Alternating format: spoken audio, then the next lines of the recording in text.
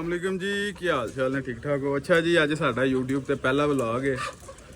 Vlog तो मुराद ये कि तुहाडे वर्गे भाइयों नूं इन्फॉर्मेशन देनी है ताकि तुसी भी यह काम कर सको। ठीक है, चलो जी शुरू करने आ। ये व्लॉग है अपना जी अंडे वाली मुर्गी के बारे में होएगा सारा, तो बाकी तुहानूं चेक कराने आ। यह चेक करो माशाल्लाह, यह जी अपना शैड है। ठीक है, ਇਹਦੀ ਜਿਹੜੀ ਕਪੈਸਿਟੀ ਹੈ ਉਹ ਹੈ ਤਕਰੀਬਨ 13-14 ਹਜ਼ਾਰ ਮੁਰਗੀ ਦੀ। ਠੀਕ ਹੈ, ਇੱਕ ਮੁਰਗੀ 1 ਸਕੁਅਰ ਫੁੱਟ ਜਿਹੜੀ ਇਹਨਾਂ ਜਗ੍ਹਾ ਲੈਂਦੀ ਹੈ ਅੰਡੇ ਵਾਲੀ।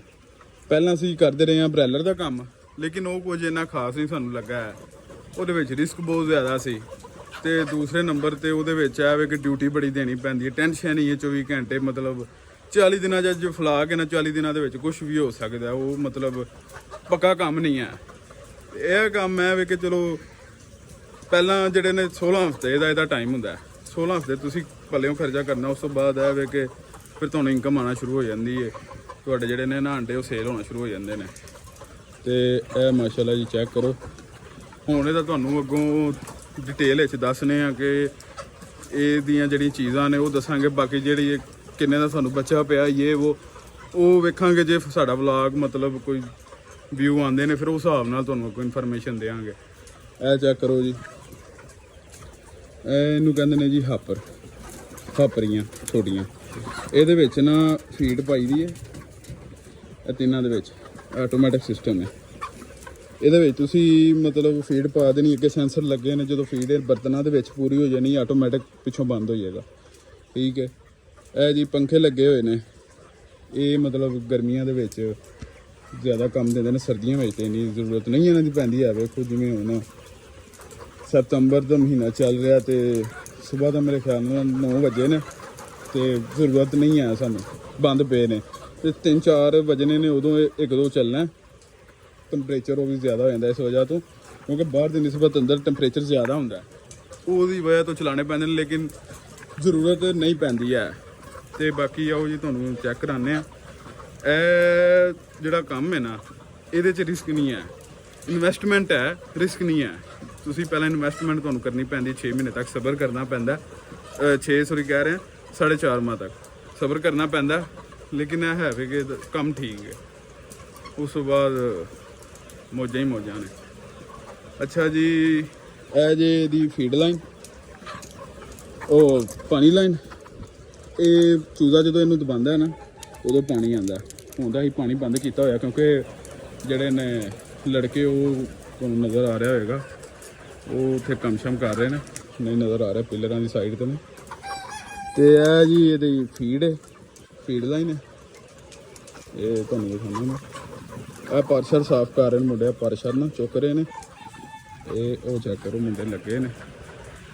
ਅੱਛਾ ਜੀ, ਬਾਕੀ ਤੁਹਾਨੂੰ ਇਹ ਚੈੱਕ ਕਰੋ।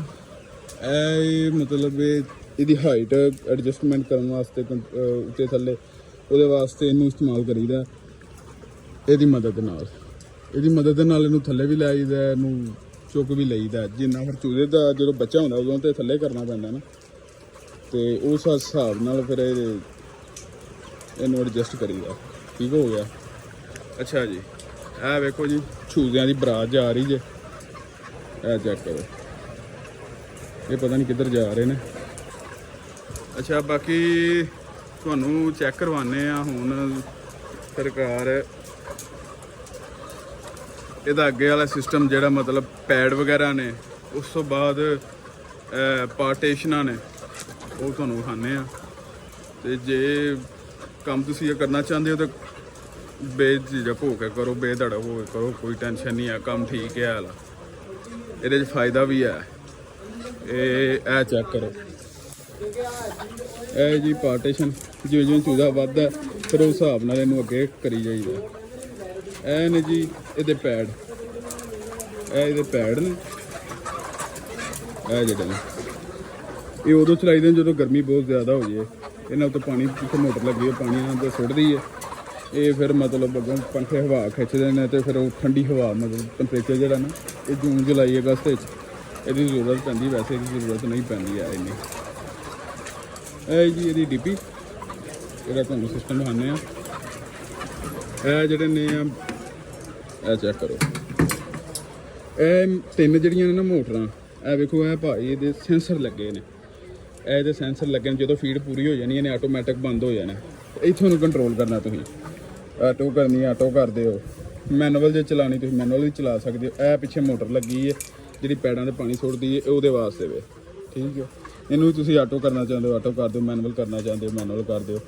ਆਟੋ ਨਾਲ ਇਹ ਫਾਇਦਾ ਹੋਏਗਾ ਕਿ ਜਿਹੜਾ ਮਤਲਬ ਤੁਹਾਨੂੰ ਟੈਂਪਰੇਚਰ ਦੇ ਉੱਥੇ ਸੈੱਟ ਕਰਨਾ ਪੈਂਦਾ, ਅੱਗੇ ਕੰਟਰੋਲਰ ਲੱਗਾ ਹੋਇਆ, ਉਹਦੇ ਉੱਤੇ ਟੈਂਪਰੇਚਰ ਸੈੱਟ ਕਰ ਦਿਓ ਬਸ, ਬਾਕੀ ਓਕੇ। ਉਹ ਆਪਣੇ ਹਿਸਾਬ ਨਾਲ ਇਹਨੂੰ ਚਲਾਏਗਾ, ਆਪਣੇ ਹਿਸਾਬ ਨਾਲ ਇਹਨੂੰ ਬੰਦ ਕਰ ਦੇਗਾ। ਜਦੋਂ ਟੈਂਪਰੇਚਰ ਪੂਰਾ ਹੋ ਜਾਏਗਾ ਉਦੋਂ ਬੰਦ ਕਰ ਦੇਗਾ, ਜਦੋਂ ਟੈਂਪਰੇਚਰ ਘਟੇਗਾ ਉਦੋਂ ਫਿਰ ਚਲਾ ਦੇ ਕਰੇਗਾ। ਤੇ ਬਾਕੀ ਇਹ ਜੀ ਗੇਟ, ਬਾਕੀ ਪਾਰਟੀਸ਼ਨ ਆ ਪਈਆਂ ਨੇ।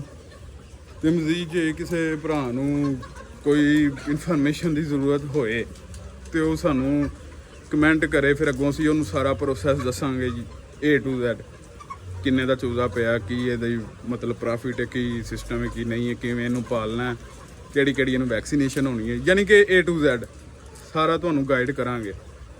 ਤੇ ਬਾਕੀ ਇਨਸ਼ਾਅੱਲਾ ਹੁੰਦੀ ਹੈ ਮੁਲਾਕਾਤ ਨੈਕਸਟ ਵਲੋਗ ਵਿੱਚ। ਅੱਲਾ ਹਾਫਿਜ਼।